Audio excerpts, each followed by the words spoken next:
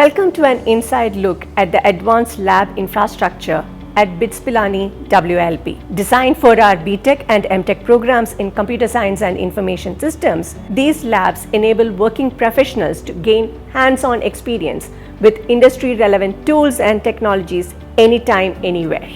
Cluster Lab. Our Cluster Lab is exclusively designed for advanced computing experiments that require multiple interconnected machines. This lab supports courses in big data systems, distributed and parallel programming, distributed computing, cloud network fundamentals, and cloud infrastructure and software systems. Specifically designed for courses in M.Tech Cloud Computing program, the clustered lab deploys T3A medium instances with 2 CPUs and 4 GB RAM and T3A X-large instances with 4 CPUs and 16 GB RAM. For intensive distributed and parallel programming courses, we also provide GPU-based machines.